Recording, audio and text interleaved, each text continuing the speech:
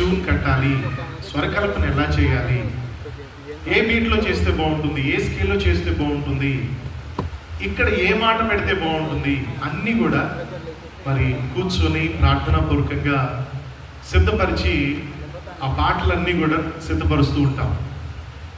కొన్ని పాటలండి నిజంగా మనము సంఘముగా కూర్చొని దేవుని ఆరాధించడానికి దైవజనులు సిద్ధపరిచిన అద్భుతమైన గీతాలు.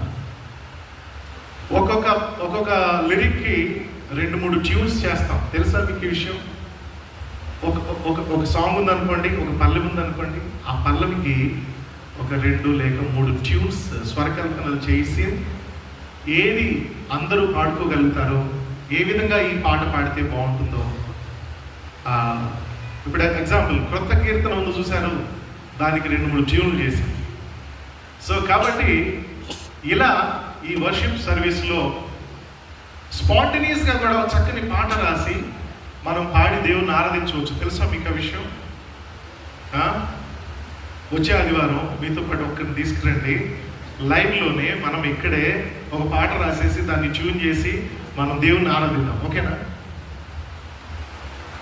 ఏమిటోనండి, దేనికి మీరు సమాధానం చెప్పరు అసలు. ఇప్పుడు ఒకటి గుర్తుపెట్టుకోండి, మీలో ఎవరికి స్తుతించడం అంటే ఇష్టం? ఒకసారి చేయి చూపిస్తారా? కొంతమంది స్తుతించలేరా?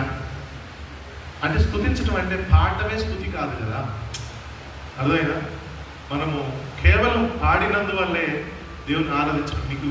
మీ స్వరం ఎలా ఉన్నా కానీ మీరు ఎలుగెత్తి ఆయనను ఆరాధించినట్లయితే అది ఆరాధన అవుతుంది. తల్లి తన బిడ్డను లాలించడానికి, బిడ్డకి పాలు ఇవ్వాలన్నా, అన్నం పెట్టాలన్నా, సింగరవ్వాలా, తన నిద్రపుచ్చాలన్నా ఏదో లాలిపాట పాడుతుంది. అలా లాలిపాట పాడడానికి, ఆ బిడ్డ నిద్రపోవడానికి ఆ తల్లి సింగర్ అయి ఉండాలా? పాట పాడగలిగిన తలంత కలిగి ఉండాలా? కానీ అవును కదా. యేసయ్యకి కూడా మనం పాడితే అలాగే ఉంటుంది. నా బిడ్డలు నన్ను ఆరాధిస్తున్నారు, ఎలా పాడినా ఆయన చెవులకి ఇంపుగానే ఉంటుంది. అవునా కదండి?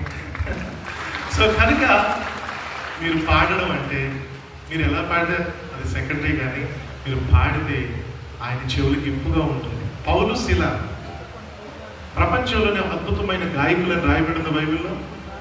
కాదండి, వాడు గాయకులు కాదు, వాడు సేవకులు, దేవుని వెంబడిస్తున్నటువంటి వాళ్ళు.